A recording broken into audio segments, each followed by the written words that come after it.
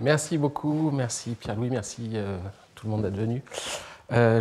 Derrière ce titre un peu fumeux, se cache la chose suivante. Effectivement, je vais parler de modèles microscopiques et de modèles macroscopiques correspondant à ces modèles microscopiques, en essayant de montrer comment l'approche de Wasserstein, le fait de munir les mesures de probabilité ou les mesures de masse de la distance de Wasserstein, permet de retrouver, de réutiliser une partie des techniques qu'on utilise en microscopique grâce à la description lagrangienne. Donc de retrouver en quelque sorte un caractère lagrangien à l'expression des EDP qui sont a priori eulériennes, mais aussi de montrer que cette interprétation lagrangienne n'est pas complète et présente certains petits défauts, ce qui induit un certain nombre de difficultés. Je vais commencer par des petits, plutôt pour fixer les notations. Donc quand je vois l'assemblée, en plus je me dis que c'était peut-être pas utile d'écrire ces choses-là, mais je vais quand même le faire, ne serait-ce que pour la vidéo. Donc à gauche, l'approche lagrangienne des choses. C'est aussi pour fixer ces notations. Je prends les notations utilisées en milieu granulaire, où ça sera Q en général la position et pas X comme précédemment, la position des particules. Et puis là, j'ai des champs de vitesse. Donc le transport lagrangien, c'est simplement cette équation différentielle. Et puis le transport eulérien, on va considérer un continuum de particules, pas forcément continu, mais disons une densité diffuse. Et on a l'équation de transport, un champ de vitesse qui dépend cette fois-ci de x. Donc il n'y a pas, le i est remplacé par le x, mais évidemment il ne joue pas du tout le même rôle, puisque le x est un point fixe dans le laboratoire en quelque sorte. Et on a l'équation de transport, ce que j'appelle l'équation de transport. Donc c'est l'équation de transport conservative. Je m'intéresse à des conservations de masse. Donc c'est pas le u scalaire gradient ρ, mais c'est important, c'est le divergence de ρu, puisque u sera aucune raison d'être à divergence nulle dans mon cas. Et donc on a un lien simple qu'on peut faire, c'est juste un petit exercice d'analyse, et on écrit la densité en quelque sorte diffuse, la somme des masses de Dirac associées à cette distribution discrète, et qu'on écrit des vitesses qui sont afférentes au point. Donc cette vitesse ainsi définie, elle est très irrégulière. Donc je ne suis pas du tout dans l'optique d'avoir un champ de vitesse sous-jacent comme un champ fluide dans lequel je vais résoudre l'équation de transport, qui est la manière de voir l'équation de transport avec les travaux que tout le monde connaît sur cette équation de transport. Moi, d'une certaine manière, la vitesse n'a de sens que là où il y a de la masse. Et comme il n'y a pas de la masse partout, donc là on est vraiment dans la situation, une vitesse définie rotée presque partout, c'est-à-dire qu'elle n'a absolument aucun sens à l'extérieur du support de la masse. Et on peut vérifier qu'on a une solution faible, dans un sens assez généralisé, mais en espace-temps, de l'équation de continuité. Donc petite remarque préliminaire, on a une perte d'information du lagrangien vers l'eulérien, puisque si on a une collection de particules, donc on a les étiquettes, on a les prénoms. Alors qu'ici, évidemment, quand on écrit ça, on a une somme, la somme évidemment commutative, on perd cette information et on perd en gros une quantité qui peut être significative. On perd donc n factoriel, la permutation, c'est-à-dire l'indexation des particules, si en information de Shannon, n log n à peu près. Et d'ailleurs, je me permets une petite remarque, c'est une question que je m'étais posée, que je pose en général autour de moi, je n'ai pas encore trouvé de réponse complètement satisfaisante. C'est si vous donnez un ensemble de positions, les positions de 100 particules, vous écrivez dans un fichier informatique les positions de 100 particules. Donc vous avez la première, elle est là, la deuxième, elle est là, etc. Et puis vous recevez ce fichier, et donc ce fichier a un certain nombre de kilooctets, etc. Et vous dites, oui, mais je ne m'intéresse pas à l'ordre de ces particules. Donc vous dites, moi je veux quelque chose de moins cher, parce que toi tu m'as donné un fichier, mais il y a l'ordre des particules, puisqu'elles sont numérotées, et je voudrais gagner, je voudrais payer moins cher, parce que tu me donnes une information que je ne veux pas. Ce n'est pas complètement évident, alors il y a différentes réponses à ça, donc je vais passer à autre chose, mais d'essayer d'économiser cette information qu'on a malgré soi, en quelque sorte, et si on ne la veut pas, on voudrait une sorte d'ensemble et non pas de liste. Donc en tout cas, on peut quantifier cette information, donc on a déjà une différence claire entre les deux. Si je prends maintenant, oui, un mot sur les particules inertielles, je reviendrai, donc je vais faire des modèles d'ordre 1 en temps, d'ordre 2 en temps. Si je fais la même chose en inertiel, donc j'ai toujours la vitesse qui est la particule, et puis j'ai l'équation fondamentale de la dynamique. Et ici, on n'a évidemment pas de problème de description si deux particules se croisent. Là, il n'y a pas, pour l'instant, tout à l'heure, il y aura des lois de collision. Pour l'instant, il n'y en a pas. Donc, ça ne pose pas de problème si on a deux i pour lesquels qi est égal à qj. Donc, d'un point de vue macroscopique, j'ai toujours ma densité, la vitesse, l'équation de transport, et puis cette équation un tout petit peu bizarre sur laquelle je reviendrai. On parle parfois de l'équation des gaz sans pression, où j'ai simplement exprimé, d'un point de vue eulérien, le transport lagrangien. Et si U est donc défini comme étant ρ mesurable, et donc cette équation a priori telle que elle est bien posée au sens le plus primaire du terme, on a autant d'équations d'inconnues, mais c'est évidemment une équation, comme certains d'entre vous le savent, très très pathologique. On a en particulier, rien ne garantit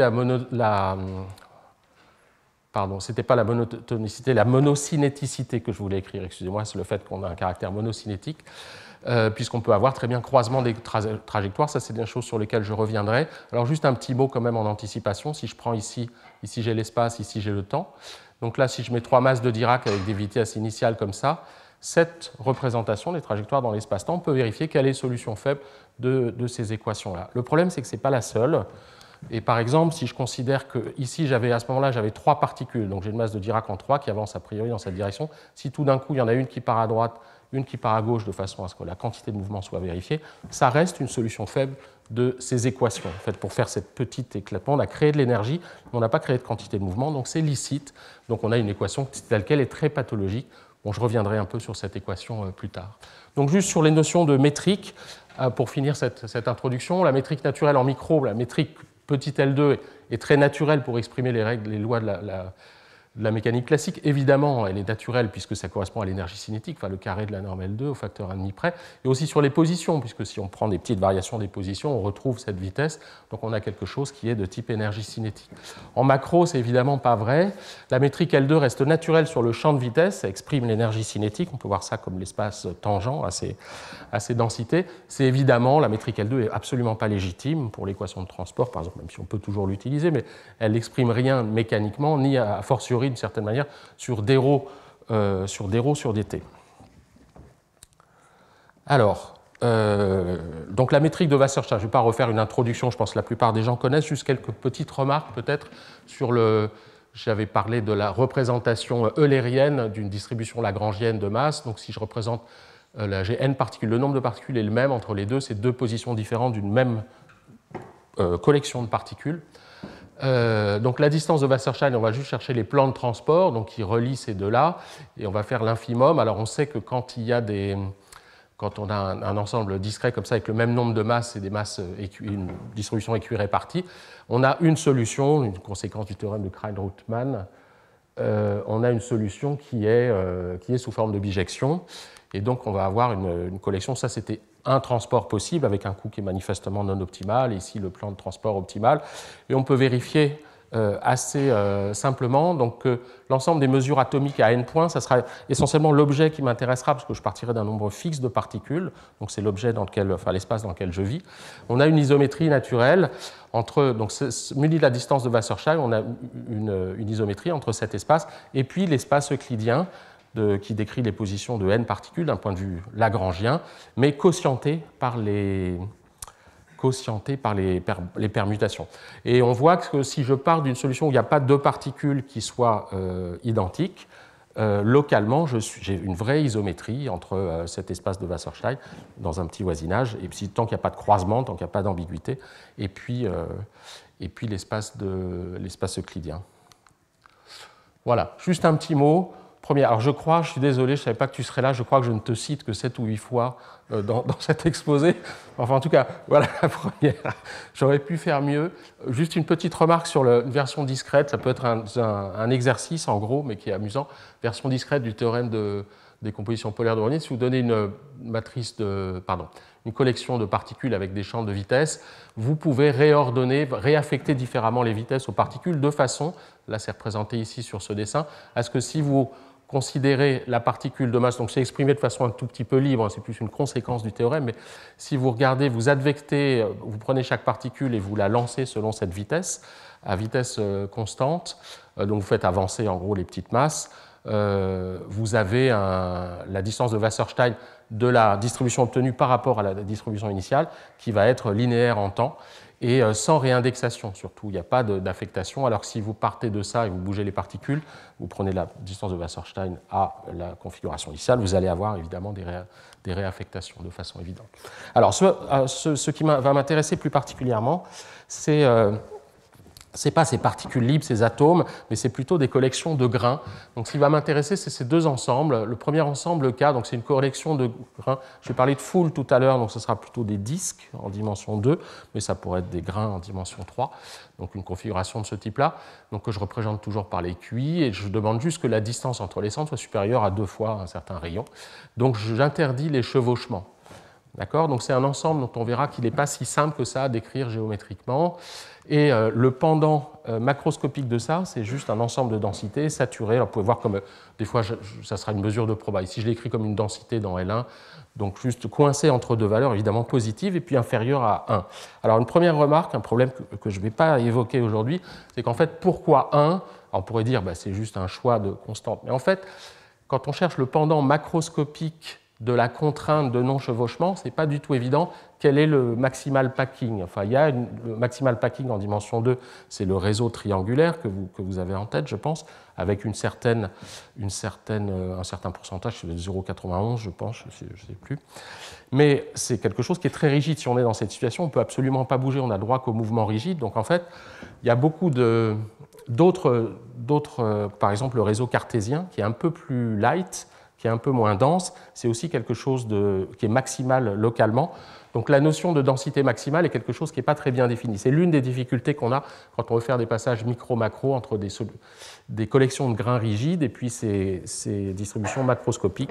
Mais bon, ce n'est pas un problème que je vais regarder aujourd'hui, même si je vais le chatouiller d'une certaine manière à certains moments. Donc première remarque là-dessus, sur cet ensemble, donc, il est évidemment non convexe. Alors je le mets puisqu'on aura un contre-exemple. Si vous prenez une configuration comme ça, et la moyenne entre les deux, la moyenne lagrangienne, entre guillemets, vous avez évidemment croisement des particules, donc cet ensemble n'est pas convexe, ça va avoir des conséquences importantes. Et on verra, par contre, il y a un point important, c'est quand on n'est pas trop loin de cet ensemble, de la frontière de cet ensemble, alors on a une projection qui est bien définie. Et de façon évidente aussi, dès qu'on a plus que 3 particules, enfin strictement plus que 2, on a une frontière qui est non lisse. Dès qu'on a des 3 particules en contact au voisinage de ces situations, on a une frontière qui est non lisse. Et la question que je vais me poser, d'une certaine manière qui sera centrale dans mon exposé, c'est le cas tilde pour la métrique de Wasserstein. Qu'est-ce qu'on peut en dire? Quelle est sa géométrie? Est-ce qu'on peut projeter dessus? Est-ce qu'on pourrait le voir comme une sorte de sa frontière, comme une sorte de variété, etc. Qu'est-ce qu'on pourrait en dire? Et quelles incidences ça a sur les modèles? Alors, le point de départ de tout ça, c'est assez ancien. En fait, à l'époque, je ne me posais pas du tout ce genre de questions, mais c'était la thèse de Juliette Venel, déjà bien ancienne, encore une fois, enfin la thèse, avec toujours cet espace de configuration admissible et un modèle extrêmement rudimentaire de mouvement de foule, qui ne sera pas central aujourd'hui, je le vois comme un modèle un petit peu académique, avec des vitesses désirées. Et juste à chaque instant, je considère que la vitesse effective des gens, c'est la projection de la vitesse souhaitée sur le cône des vitesses admissibles. Ça dit simplement que quand 2 particules se touchent, la vitesse relative doit être positive, doit les écarter au sens large. Et donc on a une formulation de ce type-là, ça c'est la manière la plus simple d'écrire les choses. On a une autre formulation pour les nostalgiques des années 70, ça peut s'écrire sous cette forme-là, avec la fonction indicatrice. Alors je n'ai pas fait d'avertissement au départ, il y a un tout petit peu d'analyse convexe dans cet exposé, mais ce n'est pas complètement indispensable, je pense, pour comprendre l'ensemble. Et pour les hyper nostalgiques, il y a même une autre manière de l'écrire, je crois que je l'ai mise ici, voilà. Alors c'est exactement toujours la même équation, mais là on est dans de la poésie, enfin qui est un tout petit peu passé de mode, mais c'est exactement ce modèle qu'on écrit. Alors, l'algorithme, bon, je n'ai pas besoin de décrire l'algorithme ici, ce n'est pas important, c'est peut-être juste une petite remarque, une petite slide d'analyse convexe pour montrer qu'en fait, alors attendez, si quand même, je vais dire un mot là-dessus. Oui, la manière de construire des solutions à cette équation, ça a été proposé par Moreau dans les années 70, justement au début des années 70. C'est des choses assez anciennes déjà, c'est un principe aussi qu'on retrouve dans les schémas de projection de Thiebaum, par exemple, pour Navier-Stokes. Un schéma de prédiction-correction où on va bouger l'ensemble des configurations par la vitesse souhaitée et ensuite on projette sur K. Alors, est-ce qu'on peut le faire? Moreau avait fait ça pour un ensemble convexe. Ici, nous, on a un ensemble qui n'est pas convexe mais qui ressemble en gros à ça. On va revenir là-dessus. On a des zones interdites ici et ça, c'est notre point dans l'espace de grande dimension. On avance tant qu'on peut et quand on est à l'extérieur, on projette. Alors, manifestement, cet ensemble admissible-là n'est pas convexe, mais vu que c'est une intersection de complémentaires d'objets lisses, de convex lisses en l'occurrence, on va avoir une propriété de prox-régularité sur laquelle je reviendrai, qui est qu'on peut projeter quand on n'est pas trop loin. Donc il suffit de prendre un pas de temps assez petit pour qu'on ne s'éloigne pas trop à chaque fois, et donc on peut projeter, donc il n'y a pas d'ambiguïté. Alors juste un mot pour ça, donc c'est ce transparent d'analyse convexe qui permet de retrouver en fait l'équation sous cette forme-là de façon assez simple, on écrit ça, et donc on a une propriété d'appartenance au code normal sortant, qui est l'indicatrice, le sous-différentiel d'indicatrice de l'ensemble admissible, et donc on retrouve une forme discrète de cette équation. Donc on aurait pu le voir, de balancer en fait ce schéma comme une discrétisation directe de cette équation. Mais ce n'est pas des choses très importantes. Ce qui m'intéresse ici, c'est donc cette projection sur K. Est-ce que je peux la définir? Donc en fait, cet ensemble-là, cet ensemble des grains sans chevauchement, il n'est pas convexe, comme je le disais, mais il est ce qu'on appelle prox régulier. Le terme est très laid, mais ça signifie simplement, ça signifie plusieurs choses qui sont équivalentes dans un espace hilbertien. Et en particulier que la projection va être bien définie sur un epsilon voisinage. C'est-à-dire que si je prends une configuration, si je m'en écarte un tout petit peu, là j'ai des chevauchements, si je ne vais pas trop loin, alors il y a un unique point qui réalise la distance à l'ensemble admissible. Elle est bien définie donc sur un epsilon voisinage, et il y a une manière équivalente de le dire. Alors là, je vais peut-être faire un petit dessin aussi. Si vous avez un ensemble qui est comme ça, c'est un ensemble prox régulier, c'est typiquement un ensemble comme ça. Quand vous partez du bord et vous regardez le cône normal sortant, c'est-à-dire le cône polaire aux directions rentrantes, vous pouvez vous éloigner de façon à ce que chaque point, si vous le projetez maintenant, la distance à l'ensemble de départ est réalisée par le point de départ. Si vous voyez, donc à un moment, quand vous êtes là, ça va craquer parce que vous risquez de vous projeter ici. Il n'y aura pas unicité. Par contre, si vous n'allez pas trop loin, si vous partez là, vous vous reprojetez sur l'ensemble de départ. Si vous avez un convexe, c'est une manière de voir la convexité dans un espace hilbertien. Vous partez du bord et vous pouvez vous éloigner jusqu'à l'infini. Vous pouvez partir au plus loin et à chaque fois, par projection, vous revenez sur votre point de départ. Okay? Puis il y a des ensembles, des ensembles beaucoup plus irréguliers, un ensemble, un cœur par exemple. Si vous partez de ce point-là, il n'y a pas manière de s'éloigner et de se rejoindre. Donc ça, c'est un ensemble qui n'est pas du tout prox régulier. Ça, c'est un ensemble qui est prox régulier avec un certain état, et ça, c'est un ensemble infini prox régulier, un ensemble convexe. Alors, une remarque importante, c'est que la situation dégénère quand le état tend vers 0, quand le rayon tend vers 0. On peut montrer que le état, la petite bande sur laquelle on peut projeter correctement, tend vers 0. Donc, a priori, c'est quelque chose qui fait très peur pour le macroscopique, puisqu'on peut penser le macroscopique comme des collections de particules de plus en plus petites, de plus en plus nombreuses, et donc avec une dégénérescence de ce état. Donc, on peut s'attendre à ce que ça se passe très très mal en macroscopique. Et on va voir que, d'une certaine manière, ce n'est pas du tout le cas, pour des raisons que je vais essayer d'expliquer. Donc ça, je passe. Alors, le macroscopique, on est dans cette situation-là. Ça, c'est des modèles, je l'ai écrit plus loin, je crois. C'était des questions qui m'avaient trotté en tête pendant plusieurs années. Ça a fait l'objet, après une rencontre avec Filippo Sant'Ambrogio, de la thèse de Aude Roudenef-Chupin, qui est maintenant en classe préparatoire. C'est vraiment le même modèle écrit d'un point de vue macroscopique. Donc, on se donne un champ de vitesse souhaité, qui est comme une collection de vitesses écrite au sol, enfin un plan d'évacuation en quelque sorte. Et puis cet ensemble admissible, donc le tilde, je vous rappelle, c'était juste pour montrer que c'était macro, j'avais le K, c'était la version discrète, K tilde, c'est version macro, donc avec ces densités, ces mesures à densité bornées par 1, avec un seuil, et puis cette équation de transport avec cette projection. Alors juste un mot, c'est pas si important ici, mais si on veut définir le cône des vitesses admissibles, on écrit en gros que c'est des vitesses qui, là où ρ est égal à 1, doivent être à divergence positive, c'est-à-dire ne doivent pas augmenter la densité. Donc ça peut s'écrire de façon duale, de façon très précise comme ça. Ça ne sera pas central, donc je ne vais pas insister là-dessus. Je vais passer directement à quelque chose qu'on a mis quasiment des années à faire, mais qui peut sembler très simple maintenant a posteriori, c'est se demander est-ce que l'algorithme de rattrapage de prédiction-correction n'est pas envisageable pour le modèle macroscopique. Alors ça veut dire quoi?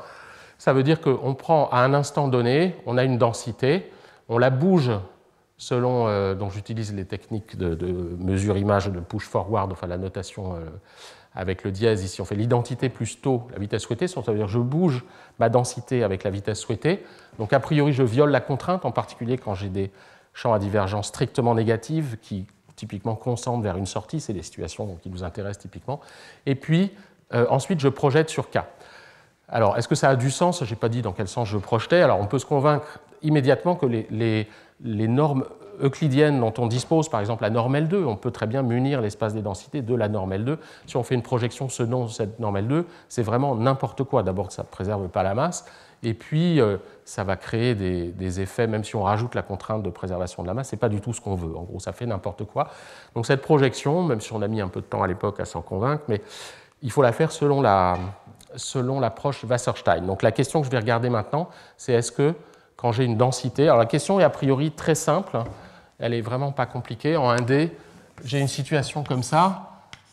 J'ai une densité qui viole a priori la contrainte et je veux trouver la densité, enfin je veux construire à partir de ça une densité qui soit inférieure à 1, valeur max, une densité mais avec une masse totale égale à 1 aussi, hein, avec préservation de la masse. Donc si j'étais en L2, ça serait du cutoff, hein, j'enlèverais simplement ce qui me dérange. Donc c'est évidemment pas sérieux, c'est-à-dire on a des modèles d'évacuation où on perd des gens en fil de route, c'est quand même une manière de régler le problème qui n'est pas raisonnable. Donc là on est en Wasserstein, on ne veut pas perdre des gens. Et donc la masse dont on se débarrasse ici, il va falloir la mettre ailleurs. Donc on voit bien, un enfant de 5 ans pourrait proposer des heuristiques de distribution, c'est quasiment du niveau du bac à sable, mais d'un point de vue formel, ça pose quand même des petites questions que je vais essayer d'aborder maintenant. Alors, je vais faire, c'est un tout petit peu artificiel ce que je fais, mais je voulais insister, c'était le but de mon exposé, insister sur la différence de la géométrie entre cet ensemble K discret et l'ensemble continu. Donc je détaille un tout petit peu ça. Alors si on fait l'étape, on essaie de se demander si la projection est bien définie. Alors, les premières bonnes nouvelles, c'est que l'espace K est géodésiquement convexe, donc l'ensemble des densités inférieures à 1, géodésiquement convexe pour la distance de Wasserstein. C'est une propriété du déterminant qui permet de le démontrer assez simplement. Mais l'espace de Wasserstein, à partir de la dimension 2, n'a pas la bonne courbure, c'est-à-dire on a une identité, c'est des choses qu'on trouve en détail dans le Ambrosio, Gigli, Savare, le livre, enfin quand on arrive à trouver des choses dedans, j'ai dû passer quelques années à m'en sortir, mais après un investissement assez long, on a fini par trouver des choses qui sont pertinentes pour ce qui nous intéresse. Et donc là en particulier, on a cette inégalité de convexité dans l'autre sens, une inégalité de concavité plutôt, on dit parfois qu'il est à courbure positive dans un certain sens. Et donc, si on cherche à montrer, comme dans le cas hilbertien, l'unicité de la projection, en fait, on a l'inégalité dans l'autre sens. Et donc, c'est quand même un tout petit peu gênant. Donc, a priori, c'est assez désespéré. Je vous rappelle, ce n'est pas si étonnant que ce soit désespéré parce qu'on s'attend à des difficultés du fait de la dégénérescence de la prox-régularité quand le nombre de particules tend vers 0. Alors, on va voir que finalement, ça se passe bien. Alors, je reviens un peu sur cette identité de non-convexité avec un exemple qui est proposé, que je reprends dans l'Ambrosio, Gigli, Savare. Alors, j'ai fait des jolis dessins, j'ai passé un petit peu de temps à ça, j'espère que ça paiera. C'est 3 dipôles de Dirac. En gros, ici, j'ai un rouge, donc j'ai représenté ici ce qu'ils sont, là. Donc, une première densité, une deuxième densité, là, en bleu, et puis une troisième densité. Donc ça, c'est les 2 densités entre lesquelles je vais interpoler, et ça, c'est une densité tierce qui regarde les autres, en quelque sorte.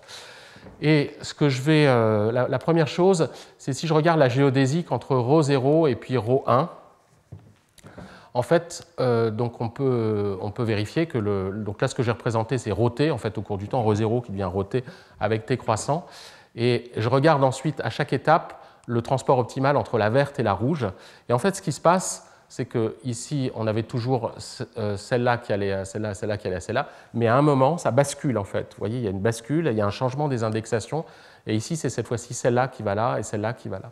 Donc il y a eu un changement d'indexation à t est égal à 1,5, vous voyez, le long de la géodésique, vu de l'extérieur, avec les transports optimaux. Et donc l'incidence que ça a, c'est que si vous regardez la distance au cours du temps, vous avez un truc comme ça, avec un point, ce n'est pas un point de rebroussement, mais c'est un point singulier quand même, non lisse, et qui a évidemment la mauvaise concavité.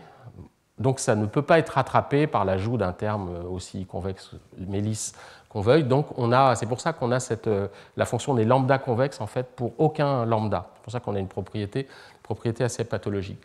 Alors, il y a en fait une manière de s'en sortir qui avait été suggérée dans mon souvenir par Alessio Figali, d'ailleurs dans la salle café du bâtiment 425, il était en visite, il faisait un cours transport optimal, on lui avait posé une question à la pause, c'est d'utiliser les géodésiques généralisées, donc qui sont construites, je vais revenir là-dessus de la façon suivante, vous prenez une mesure extérieure, vous gardez le transport de la mesure vers ρ0, le transport de la mesure vers ρ1, et en fait, comme je l'ai précisé ici ou plus tard, ça revient d'une certaine manière à indexer. Un transport optimal, ça peut être vu comme une indexation, vous avez une mesure qui voit une autre, dont vous transportez, ou un transport même non optimal, c'est une manière d'indexer de façon généralisée une mesure par une autre, comme une configuration de référence, des choses qu'on utilise en mécanique des fluides quand on a des domaines mobiles. Et donc là, c'est ce qu'on fait, on prend la mesure extérieure et on indexe les 2 autres, et on va faire l'interpoler, non pas directement entre ρ0 et ρ1, mais entre les transports de la mesure extérieure vers le premier, mesure extérieure vers le deuxième. Et en fait, ça se passe ça se passe bien. Alors je représente ce que ça fait. L'interpolé entre les deux, l'interpolé généralisé, n'est plus du tout la même. Cette fois-ci, c'est cette particule-là qui va bouger, cette petite-là, qui va là comme ça. Et l'autre, elle ne bouge pas. Et en fait, là, on a quelque chose de beaucoup plus lisse. Et quand on voit le transport optimal de la verte vers le binôme de rouge qui était en train de bouger, il n'y a pas de réindexation. Donc le fait qu'il n'y ait pas de réindexation, ça veut dire qu'on va retrouver essentiellement les propriétés hilbertiennes sous-jacentes. Donc on a la lambda, enfin la 1 convexité. Et donc ça se passe bien. En fait, on peut vérifier que la projection est bien définie grâce à ça, et on a bien l'unicité. La démonstration n'est pas très compliquée, j'ai un tout petit peu alourdi, mais je trouve ça intéressant de voir qu'on a des propriétés. À chaque fois, ce qui fait la petite subtilité des raisonnements, même si ça ne va pas trop loin, c'est ce caractère lagrangien-eulérien. Vous voyez, il y a une perturbation du lagrangien, c'est ça qui explique la courbure pathologique. Alors, un mot quand même, là c'est un mot relativement gratuit, c'est plus de la poésie, parce que ça n'a pas d'incidence sur les résultats, mais je trouve ça intéressant. C'est ce que j'ai dit, c'est que la projection est bien définie pour n'importe quel état. C'est-à-dire que cet ensemble K dans Wasserstein, vous pouvez être très très loin de lui, la projection est parfaitement définie. Ça suggère un ensemble qui soit infini prox régulier, comme un convexe. Dans le cas d'un Hilbert, ça se traduirait par le fait que si je me place sur le bord, je peux m'éloigner vers l'infini en étant projeté sur le point de départ à chaque fois. Or, ce n'est pas du tout ça qui va se passer. On a une explosion entre ces deux propriétés qui étaient équivalentes en hilbertien, qui ne le sont plus dans le cas de Wasserstein. Et il y a un exemple alors à la fois assez simple, c'est si vous considérez un ensemble, une densité qui est la fonction caractéristique du complémentaire d'un ouvert dense. Alors, moi j'aime bien les petits dessins, mais le complémentaire d'un ouvert dense, là j'ai quand même hésité un tout petit peu, donc je vais essayer de suggérer avec des petits exemples ce que ça donne. Si vous prenez cette fonction-là, donc vous êtes sur le bord, vous saturez la fonction et vous cherchez à vous en éloigner. On peut écrire d'ailleurs le sous-différentiel au sens de Wasserstein de ça.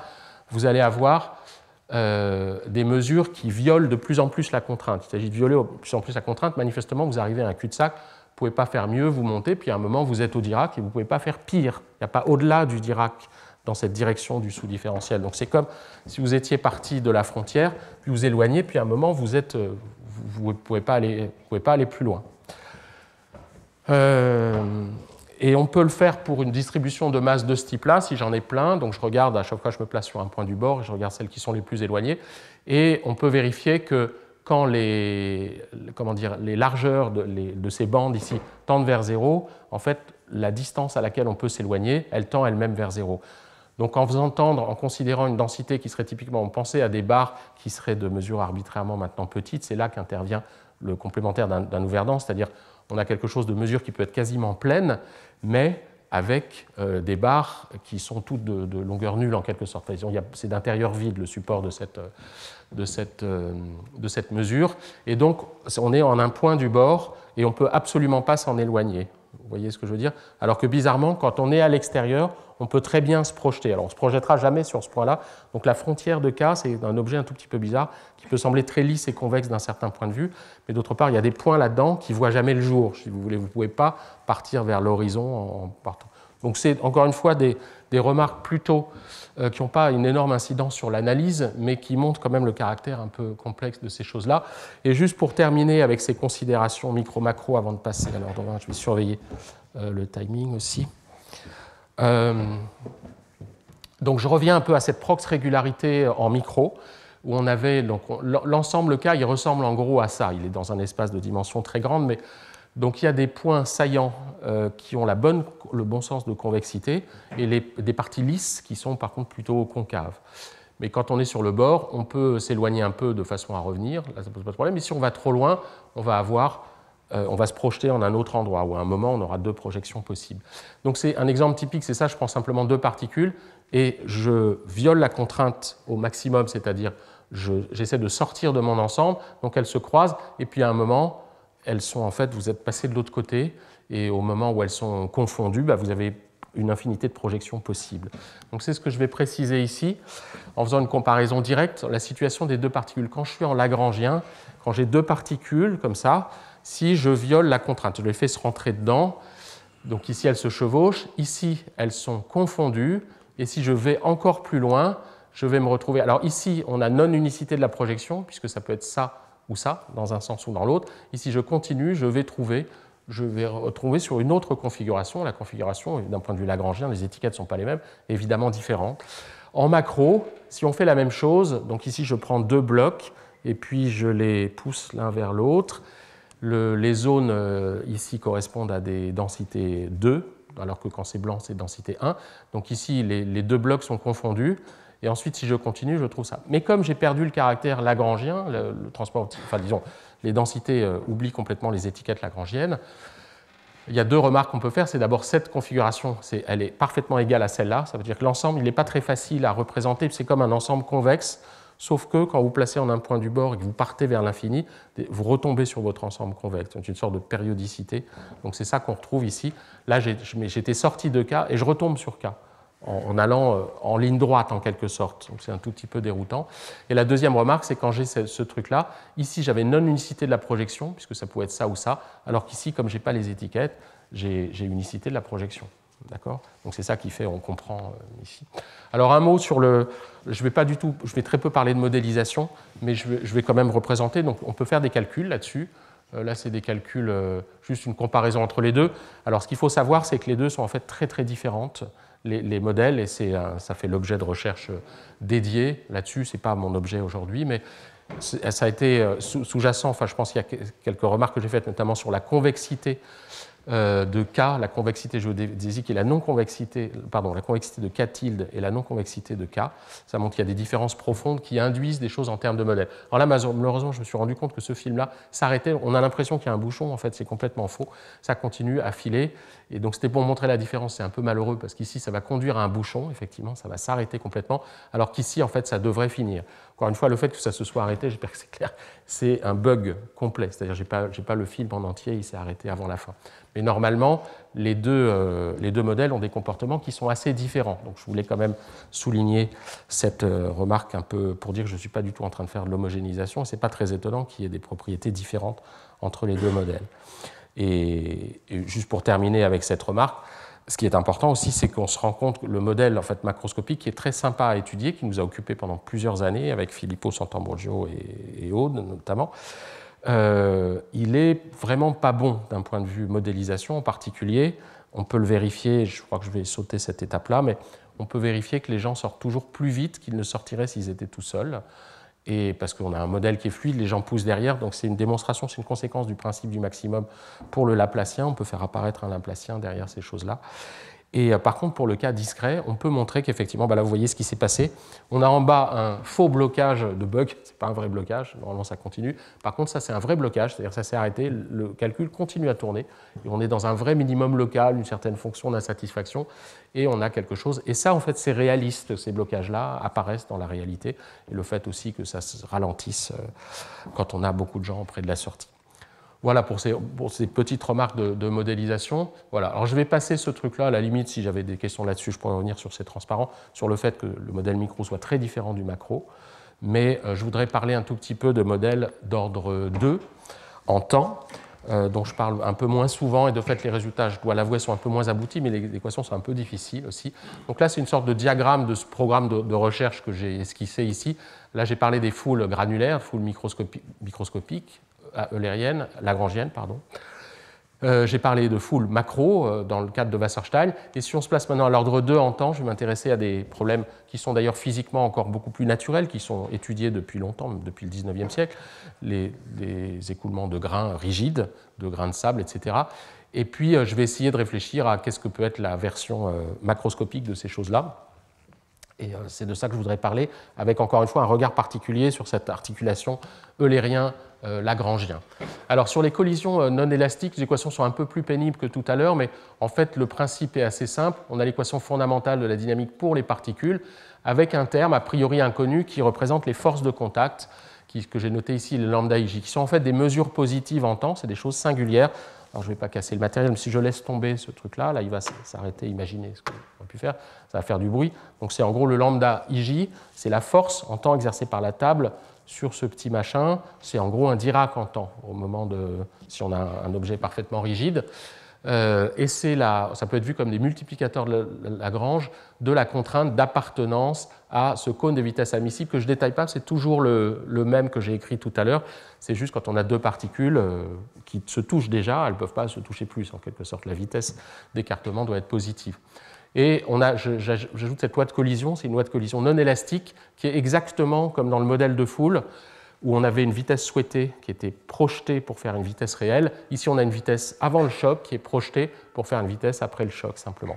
Et quand il n'y a pas de choc, quand les particules ne se touchent pas, donc cet ensemble-là, il est en fait, cette condition-là est vide, donc il n'y a aucune contrainte. Donc l'ensemble, c'est l'espace complet, donc la projection, elle est tautologique. C'est U plus est égal à U moins. Il n'y a pas de collision, ça continue. Et donc on a cette loi-là sans ça. Et simplement, quand on atteint l'espace admissible, la frontière, alors là, les multiplicateurs de Lagrange se mettent à scintiller. Voilà, il y a une théorie assez importante. C'est des problèmes assez difficiles, malgré le caractère, même pour un seul grain. Je vais juste, ça c'est des choses qui sont notamment détaillées dans un papier un ARMA de Patrick Ballard, juste pour dire que les équations dont je vais parler après en macroscopique, c'est des versions de dimension infinie, de modèles de dimension finie, donc même dans le cas avec une seule particule, donc un seul degré de liberté, on a ces comportements, je ne sais pas si vous les qualifierez de pathologiques, mais moi je trouve que c'est quand même un tout petit peu bizarre. Le problème, c'est celui-là, c'est est-ce que donc j'ai cet objet-là qui est posé sur la table avec une loi de collision non élastique, et j'exerce des forces qui peuvent être positives ou négatives sur cet objet, et est-ce que je peux trouver un scénario de forçage qui soit tel que j'ai non-unicité de l'équation? Alors a priori, on peut se convaincre assez naturellement que les équations sont bien posées au sens entre guillemets du terme, c'est-à-dire on a suffisamment d'équations, en gros, si on pense en termes d'événementiel. Quand il n'y a pas de contact, ben, c'est donné par cette loi, et quand il y a un contact, cette loi-là nous dit ce qui se passe après le choc. Et de fait, si on a des contacts isolés, alors on a manifestement unicité. On peut construire, on fait de l'événementiel, en gros. Numériquement, ça peut se faire, c'est ce qui est fait dans les jeux électroniques. On va chercher l'événement suivant, on le gère et on passe au suivant.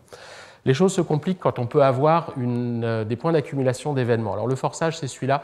Donc le forçage vers le bas, vers le haut, est choisi de telle sorte que si je pars d'un certain point, ici j'ai des intervalles en temps qui sont diadiques, à chaque fois 2 fois plus petits quand je vais vers la gauche. Si je tire vers le haut et je pousse vers le bas, je m'arrange pour que ce soit calé, pour que ça mette 2 intervalles pour atterrir. Vous voyez ce que je veux dire? Et donc, si je pars maintenant d'un intervalle qui est décalé, en fait, je vais avoir une courbe qui est comme ça. Alors, ce qui se passe ici est assez compliqué à décrire, mais on l'imagine bien. On a quelque chose d'auto-reproduisant. Le terme fractal serait un peu exagéré. On peut montrer, alors ça, c'est des calculs numériques, d'ailleurs, qui ont été faits avec des pas de temps différents.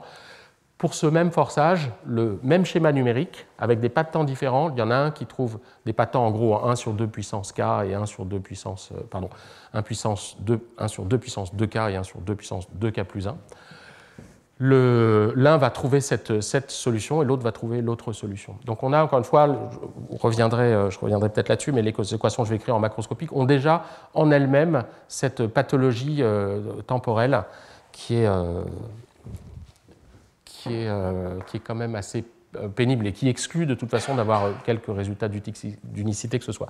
Alors on a quand même un résultat, je finirai là-dessus, unicité pour des données analytiques simplement, parce que évidemment cet objet-là n'est pas. Alors, tu te remarques, on peut construire une version C infinie de ce truc-là, on a encore un contre-exemple quand même. Et donc il faut vraiment l'analyticité, on a une situation assez originale, je trouve, en termes d'unicité, il faut l'analyticité pour avoir les solutions. Alors, deuxième... Brenier 2, on peut les compter. L'ordre 2 en temps macroscopique, donc je reviens à mes équations de l'air sans pression, alors en dimension 1, donc ça c'est des travaux aussi relativement anciens qui datent de plus de 20 ans. Sur cette équation-là, donc on va se demander après est-ce qu'il manque des choses ou pas.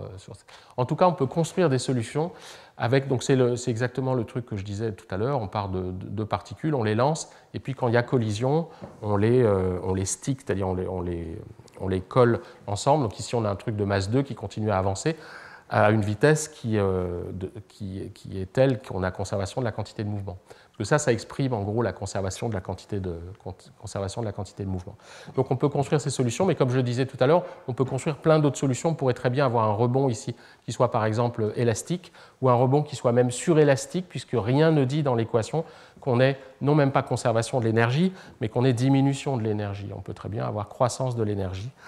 Et on peut même avoir, si je ne me trompe pas, oui, on peut partir d'un Dirac qui tout d'un coup, dans cette équation, tout d'un coup décide de s'éclater en deux, avec une vitesse plus 1 dans un sens, moins 1 dans l'autre, ces solutions faibles de ces équations, puisque ça ne viole pas le principe de conservation de la quantité de mouvement.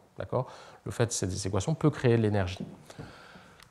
Voilà, donc ça c'est un calcul qui avait été fait, donc on a typiquement ce genre de choses, on part de particules avec des vitesses initiales, et en espace-temps, à la fin, on n'a plus qu'une unique particule qui a une masse, qui est le nombre de particules initiales. Ça, c'est des résultats numériques.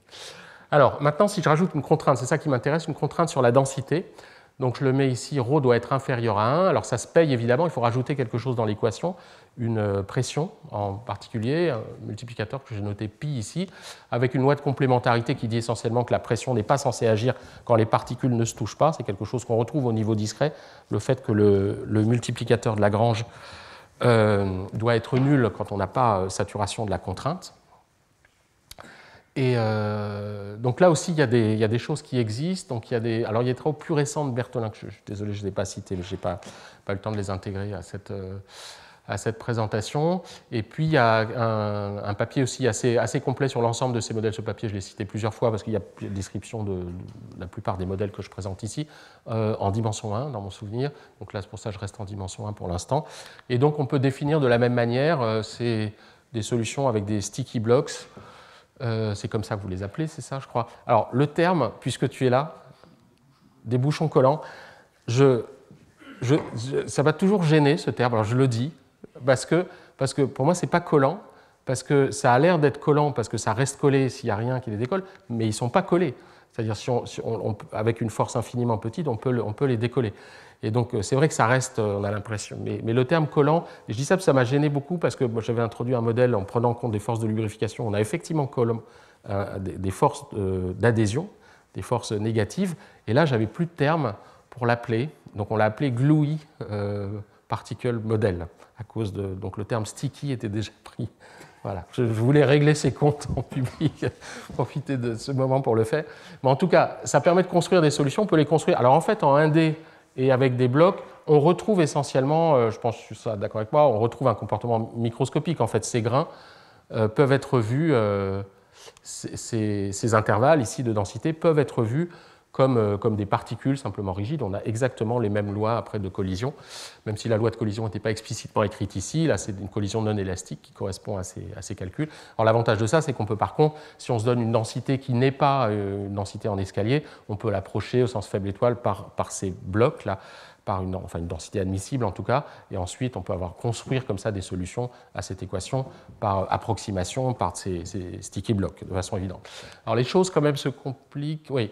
En dimension 2, je voudrais en dire un tout petit mot. Là, ça se complique franchement, et c'est des résultats très partiels. On peut quand même écrire les choses sans que le papier ne résiste.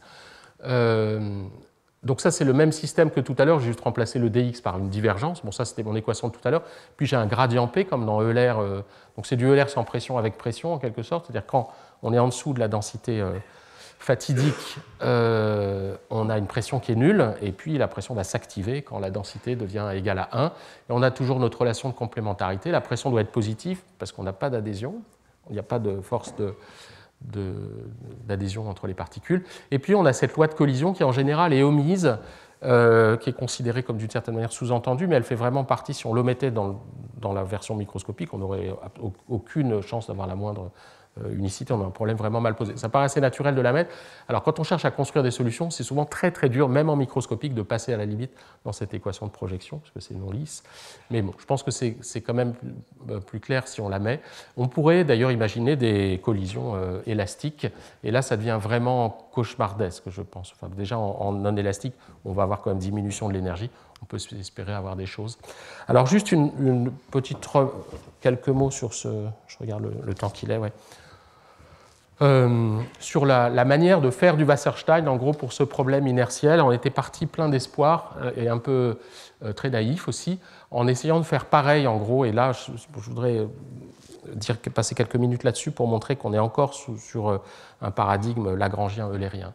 Donc je suis, à un instant donné, j'ai une certaine densité, et puis j'ai un champ de vitesse. Rappelez-vous, on est inertiel en temps, donc l'état du système est caractérisé par une densité, et puis un champ de vitesse sur cette densité.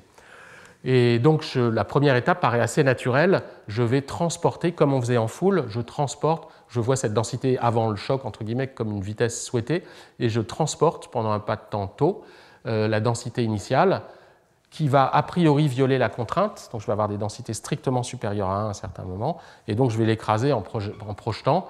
Et puis après, comment je définis la nouvelle vitesse? Eh bien, je vais chercher en gros, donc j'ai bougé les particules, et puis j'ai écrasé, puis je vais prendre le transport optimal, ça correspondrait à une manière, disons, encore une fois, c'est très naïf, hein, vous avez peut-être déjà compris que ça ne marchait pas, mais ça paraissait assez naturel. On va appairer en gros la densité initiale avec la densité projetée, et on a un déplacement. Et ce déplacement, on le divise par taux et on a un champ de vitesse après choc. Rappelez-vous, la grosse différence par rapport au mouvement de foule, en mouvement de foule, on injecte la vitesse dans le modèle à chaque fois, alors qu'ici, on a un modèle d'ordre 2 en temps sur la position. Et donc la vitesse, il faut la recalculer, il faut lui donner un sens. Quand on transporte la masse, il faut aussi donner un sens à la nouvelle vitesse, qui est elle-même une inconnue du problème. Donc on a un problème qui est plus difficile hein, que le problème des foules, a priori. Alors, on retrouve essentiellement en dimension 1, ça se passe bien. En dimension 1, il y a pas mal de choses qui se passent bien quand même, parce qu'il y a très peu de différence entre le micro et le macro, notamment d'ailleurs du fait qu'en dimension 1, le micro, on retrouve la convexité de l'espace admissible. Alors, ce n'est pas tout à fait vrai, parce que si on échange deux particules, on est plus convexe, mais vous voyez, si vous prenez des particules sur un boulier, vous avez chaque composante connexe est convexe. Si vous interdisez le saut de mouton, si vous interdisez le chevauchement entre particules, vous avez convexité de cet ensemble-là, de l'ensemble admissible, et donc ça change absolument tout. C'est-à-dire toutes les propriétés que j'ai dites tout à l'heure, les distinctions fines deviennent complètement triviales. Donc en dimension 2, on se convainc aisément que ça construit des densités. Alors déjà, comme c'est justement un transport optimal, ça va être le gradient d'une fonction convexe. Il n'y a aucune raison que la vitesse après choc soit le gradient d'une fonction convexe. Donc manifestement, c'est faux. On peut vérifier aussi que si on avait des forces disons, de l'inertie rotationnelle, au moment de la projection et puis la reconstruction par champ, on va perdre complètement. Donc on va perdre toutes les énergies cinétiques.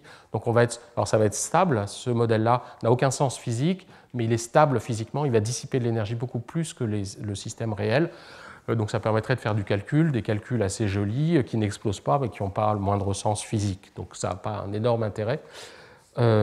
Et c'est parce qu'on a une perte, en fait, on ne sait pas où sont passées les particules. On paye ce caractère qui pouvait sembler partiellement lagrangien du transport optimal, où on a quand même considéré des variations horizontales, mais, et contrairement à des variations eulériennes pour les normes classiques du genre L2, mais ce n'est pas complètement lagrangien, on n'a pas quand même des étiquettes, et donc là on perd complètement les étiquettes, et donc les vitesses, quand on fait la différence ici entre un point d'arrivée et un point de départ, ce n'est pas en fait les mêmes particules, donc les vitesses n'ont pas de sens physique.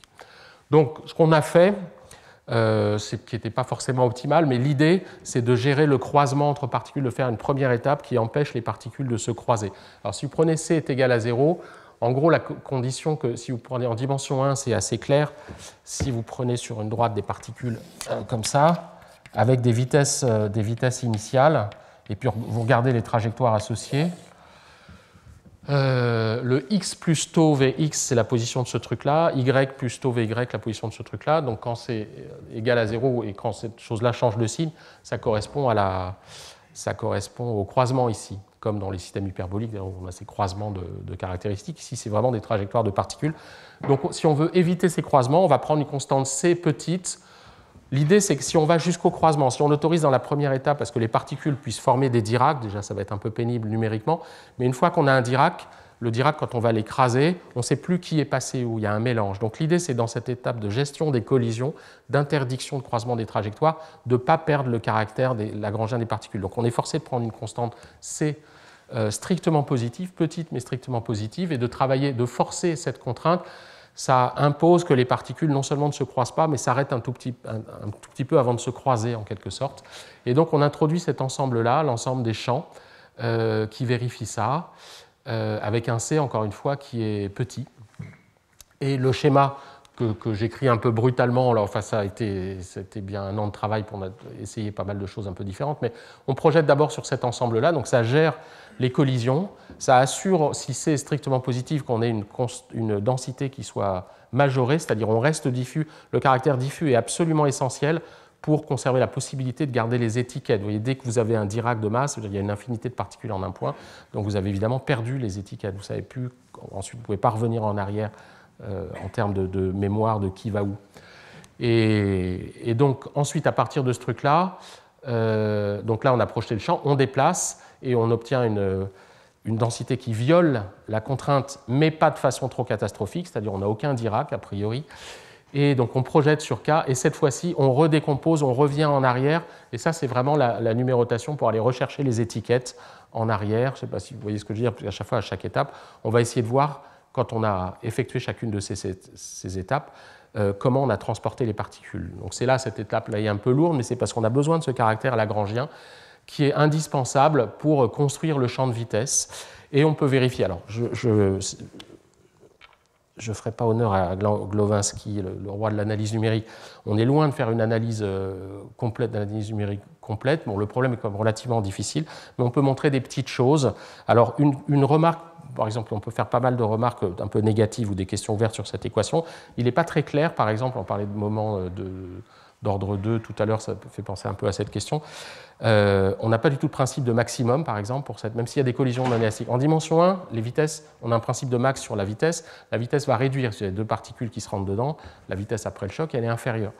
D'accord ? Maintenant, en macroscopique, en dimension 2, vous pouvez avoir des effets savonnettes, je ne sais pas comment on les appellerait. Vous pouvez très bien, je ne sais pas si vous voyez, vous avez deux blocs de matière qui se rentrent dedans, et puis de la matière entre les deux. Quand ils vont arriver, ils vont faire partir dans l'autre sens, ou des deux côtés si c'est ouvert, la vitesse, un peu de matière, parce qu'on a quand même conservation de l'énergie cinétique ou diminution, mais avec une vitesse extrêmement importante. Il n'est pas clair que la vitesse soit même dans L infini. On pourra avoir une partition de vitesse relativiste ou infinie, ce n'est pas clair. Donc on n'est même pas sûr que la masse reste dans un compact quand on travaille avec ces équations. On ne peut pas se placer sur un domaine oméga, ou sinon, il faut se donner des lois de collision au niveau d'oméga. Même s'il ne touche pas la matière au départ, il risque d'y avoir des splatchs qui sont envoyés sur la frontière de oméga à vitesse extrêmement importante. Donc c'était pour évoquer la difficulté de ce problème sur lequel d'ailleurs j'avoue que j'ai un peu arrêté de travailler parce que c'est un petit peu trop difficile. Mais enfin, on a au moins construit ces schémas de discrétisation. Donc là, ça reprend le schéma de discrétisation qui permet de respecter le caractère lagrangien. Donc là, c'était en dimension 1, on peut faire la même chose en dimension 2. Donc avec une première étape où on va projeter les vitesses sur les vitesses qui assurent un non-croisement des caractéristiques, en gros des trajectoires. Ensuite, on projette sur K et puis on redétricote et on a l'identification. Quand un point ici, on peut l'appairer avec le point en remontant les flèches ici. Ça permet de définir, on a le déplacement, on divise par le pas de temps et on a la nouvelle vitesse. Voilà. Et je vais terminer juste pour dire par des choses un peu plus positives. Donc vous voyez, il y a beaucoup de choses négatives. J'aime bien les choses négatives dans les différences profondes. Et la moralité que je tire de l'étude de ces problèmes-là, c'est qu'il y a des différences vraiment profondes entre le micro et le macro. Il ne s'agit pas du tout de faire l'homogénéisation. On a plein de résultats négatifs sur l'impossibilité de faire de l'homogénéisation quand on est dans ce cadre-là, parce que les particules se touchent. On a la géométrie en dimension 2 très fine. Il n'y en a pas du tout en microscopique. En macroscopique, il n'y en a pas du tout. On a une sorte c'est mou, quoi. C'est déformable, donc ce n'est pas du tout les mêmes objets. Pourtant, ça ne se passe pas si mal que ça, vu de loin, au moins. Par exemple, dans cette situation-là, on s'était amusé à faire, donc c'est des calculs, ça c'est des calculs granulaires, on va lancer une zone de densité 1,5 sur un disque initialement immobile, de densité 1,5 aussi, et on fait la même chose en microscopique, donc on a la particule qui rentre un petit peu, ça ressemble un peu à des tests, alors s'il n'y a aucun lien avec le CEA ou quoi que ce soit, je le précise, c'est des cas tests qu'on espère amusants, qu'on avait fait. Et donc ça se passe assez bien au sens où on a un assez bon accord pour le coup. Bon, de toute façon, il n'y a pas de démonstration que c'est censé faire la même chose, mais en tout cas, c'est relativement fidèle, et puis le calcul macroscopique surtout se passe bien. Et voilà. Alors les calculs, donc ça c'est des calculs faits par Anthony Preux, qui avait fait... les calculs, c'est vraiment difficile quand même. C'est des choses qui sont peut-être... On pourra en reparler d'ailleurs, ça pourrait être un sujet qui reviendrait dans le... donc c'est des calculs qui sont vraiment, vraiment longs et chers, et puis pas évidents à prendre en compte parce qu'on a des plans de transport optimal à calculer entre des densités plus ou moins voisines. Donc c'est des choses qui probablement pourraient être améliorées. Mais moi, j'avais été déjà impressionné par les calculs qu'il avait pu faire. Ça, c'est notamment sur un truc que j'avais fait il y a très longtemps en microscopique, qui a tourné au LJLL d'ailleurs pendant longtemps. Et peut-être 12 ans après, j'ai eu par Anthony la même chose. Alors la condition initiale n'est pas la même, hein, c'est pas censé, mais vous allez voir que c'est quand même, on a l'impression que ça reproduit assez fidèlement le type de phénomène. Et donc là, ça permet aussi de mesurer. Donc ça, c'est censé être l'approximation d'une solution, les équations de l'air sans pression avec congestion. Et on devine, quand on voit la solution, que l'équation n'est pas très simple quand même. En particulier, on a apparition des fois de vitesses extrêmement importantes. On a des fois une frontière aussi, une zone qui est lisse, mais apparition de zones diffuses. Donc on le voit très bien d'ailleurs en micro aussi. Il y a des petites particules, voilà, une zone saturée devient non saturée. Il y a des zones grises et elles apparaissent aussi. Ici, il y a des zones grises. Et par contre, on a des parties de frontières. Donc évidemment, une méthode qui serait basée sur le suivi de l'interface serait manifestement complètement inopérante. Je pense qu'on a besoin d'avoir une méthode eulérienne. Mais les méthodes purement eulériennes là-dessus sont, à ma connaissance, un peu patinantes. Donc le fait de réinjecter du Lagrangien par Wasserstein et permet quand même d'avoir des choses de ce type-là. Et puis, voilà, ben, je crois que je vais m'arrêter là. Merci. Merci.